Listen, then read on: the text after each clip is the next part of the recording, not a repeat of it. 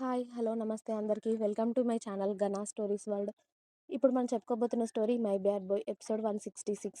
ముద్దొచ్చేస్తే ముద్దు పెట్టేయాలి. అలా దూరంగా ఉండకూడదు అని వేదని దగ్గరికి తీసుకొని ఆమె జ్యూస్ అంటిన పెదాలను అతడు ముద్దు పెట్టడం స్టార్ట్ చేశాడు రుద్ర.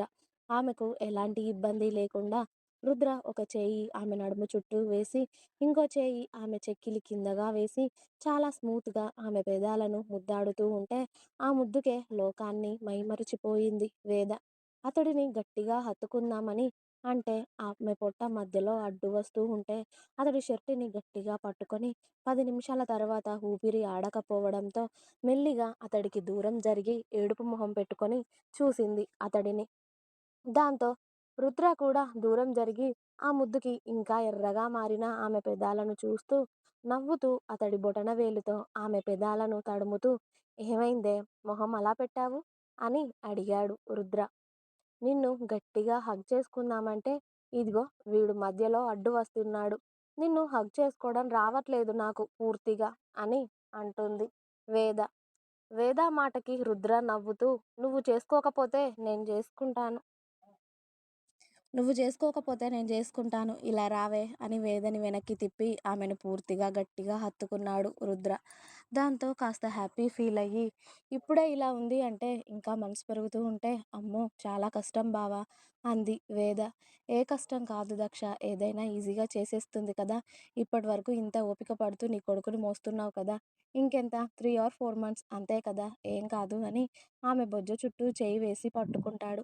ఇక జీవన్ బాబు సారిక పాప కోసం ఓ 4 రోజులు లీవ్ తీసుకొని సారిక వాళ్ళ ఊరికి బయలుదేరాడు. మరుసటి రోజుకి అతడి కారులో అతడు వెళ్ళేసరికే 4 గంటలు పట్టడంతో ఇది గొడవైంది అని వాళ్ళ ఇంట్లో వాళ్ళకి చెప్పిందా? ఇప్పుడు వాళ్ళు ఏదైనా అడిగితే ఏం చెప్పాలి? ఇంత చిన్న విషయాన్ని ఎక్కడి వరకు తీసుకెళ్ళావే, నాకు బీపీ లేపి అనవసరంగా హా పిచ్చి లేపుతున్నావు కదే అని మెల్లిగా కార్ పార్క్ చేసి సారిక వాళ్ళ ఇంట్లోకి వెళ్ళాడు జీవన్.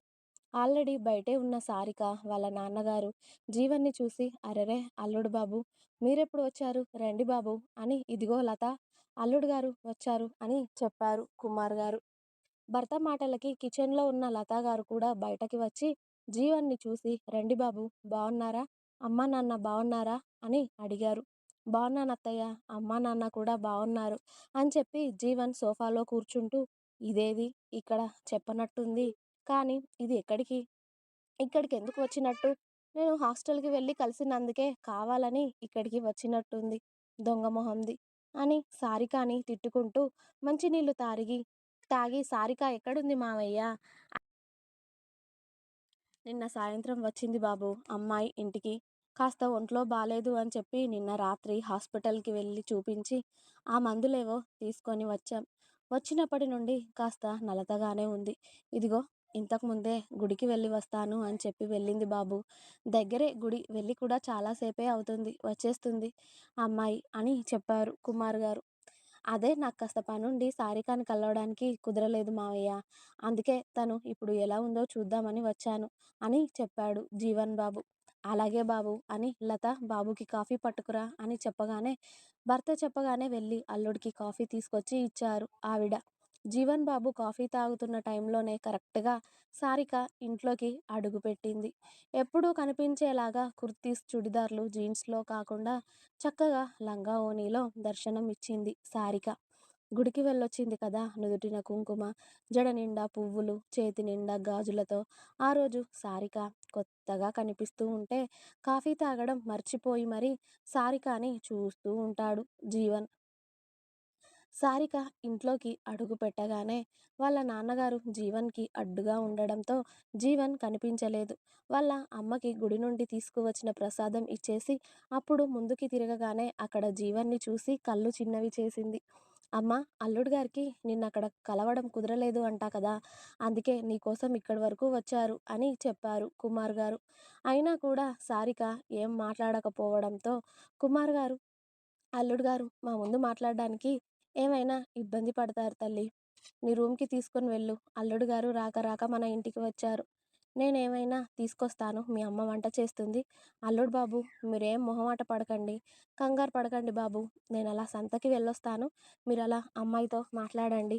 ఈలోపు భోజనాలు కూడా సిద్ధమవుతాయి బాబు అని పోలీసు అల్లుడిని చూసి కాస్త కంగారు పడుతూ అల్లుడికి అన్ని రకాలుగా మర్యాదలు చేయాలి అని కుమార్ గారు, లత గారు ఆరాటపడిపోతూ ఉంటే, "ఇంకా అలానే చూస్తావేంటమ్మాయి? తీసుకెళ్ళు బాబుని" అని లతాగారు కూడా అనగానే, ఇక సారిక జీవన్ని కోపంగా ఒక్క చూపు చూసి ఏమీ అనకుండా తన రూమ్‌లోకి వెళుతూ ఉంటే, దీనికి ఎంత పొగరు పట్టింది. దీనికోసం నేను వీళ్ళ ఇంటికి వస్తే కనీసం నాతో మాట్లాడడం లేదు అని చెప్పి సారిక వెనకే జీవన్ కూడా మెల్లిగా ఆమె రూమ్‌లోకి వెళ్ళి డోర్ లాక్ చేసేశాడు. ఇప్పుడు వాళ్ళిద్దరి సంభాషణ సారిక వాళ్ళ అమ్మ, నాన్న వినకూడదు అని. జీవన్ డోర్ లాక్ చేయగానే సారిక భద్రకాళిలా కోపంగా చూస్తూ వెనక్కి తిరిగింది. ఏంటే ఆ చూపు? నువ్వలా చూస్తే ఇప్పుడు నేను భయపడిపోవాలా? ఏదో నిన్ను కలుద్దామని వస్తే డైరెక్ట్‌గా హాస్టల్ నుండి కాకుండా, ఆఫీస్ నుండే కాకుండా డైరెక్ట్‌గా ఊరికి వచ్చి పడతావా? అంత బలిసి కొట్టుకుంటున్నావా? నేనిప్పుడు ఫోన్ లిఫ్ట్ చేయకపోయినా రోజుకు 100 సార్లు చేస్తూనే ఉంటావు కదా! నేను లిఫ్ట్ చేసే వరకు. అలా చేస్తే నీ సొమ్మేం పోయింది? నేను ఒక్క మాట అనగానే నీకు రోషం వచ్చేసి డైరెక్ట్‌గా ఆఫీస్ వదిలేసి ఇక్కడికి వచ్చి పడ్డావా? పైగా నేను పంపించిన కారు వద్దు అంటావా? నేను కలిస్తే మాట్లాడడం లేదు. నా కారు చూసి కూడా నా కారు దాటుకొని మరీ వెళ్ళిపోయావంటే నీకు మామూలు బలుపు లేదే. అంటే ఎన్ని రోజులు నా వెనక ప్రేమ ప్రేమ అని పడింది అంతా ఊరికేనా? నిజంగా నా మీద నీకు ప్రేమ లేదే. లేకపోతే నన్ను ఇంత ఇగ్నోర్ చేయవు కదా నువ్వు అని అన్నాడు జీవన్. ఎవరు ఎవరిని ఇగ్నోర్ చేశార్రా? అని అంది సారిక కోపంగా. ఏంటి రానా? అని నోరు కప్పలా తెరిచేశాడు జీవన్. అవును రానే. ఇంకా మీరు నా తిట్లు వినలేదు. నోరు తెరిస్తే నాకు బూతులు తప్ప ఏం రావు. మీరు నన్ను ఇలాగనే విసిగిస్తే ఆ బూతులు కూడా మీరు ఇప్పుడు వినాల్సి వస్తుంది. కాబట్టి ఎలా వచ్చారో మా ఇంటికి అలానే వెళ్ళిపోండి వెనక్కి తిరిగి. ఇక మీకు నాకు పెళ్లి లేదు, గిల్లి లేదు. మా అమ్మ వాళ్ళకి చెప్పేస్తాను. నాకు మీరంటే ఇష్టం లేదు. ఈ పెళ్లి క్యాన్సిల్ చేయమని చెప్పి. కాబట్టి మీరు ఇంకొక్కసారి నన్ను కలవడానికి ప్రయత్నాలు చేయకండి. ఫోన్ చేస్తే లిఫ్ట్ చేయరు. కలవడానికి వస్తే ఇంట్లో ఉండరు. మాట్లాడరు. కానీ ఇప్పుడు మటుకు ఎందుకు వచ్చారు మా ఊరికి? మా ఊరిని వెతుక్కుంటూ, మా ఇంటిని వెతుక్కుంటూ ఇక్కడికి నేనేమైనా మిమ్మల్ని రమ్మని చెప్పానా? నేను మీతో మాట్లాడతాను అన్నానా? మీలాగే నాకు కూడా బోలెడు పనులున్నాయి ఇప్పుడు. నాకు మీతో మాట్లాడే అంత తీరిక లేదు. కాబట్టి మీరిక్కడి నుండి వెళ్ళిపోతే బాగుంటుంది అని జీవన్ మొహం మీదే చెప్పేసింది సారిక. ఇంకా ఉంది. మీకు నా స్టోరీస్ నచ్చినట్టయితే ప్లీజ్ లైక్ చేయండి, షేర్ చేయండి. అలాగే ఛానల్‌ని తప్పకుండా కొత్త వాళ్ళందరూ సబ్స్క్రైబ్ చేయండి. Please subscribe my channel 'Ghana stories world'. Thanks for watching my video. By by. Please like, share and subscribe.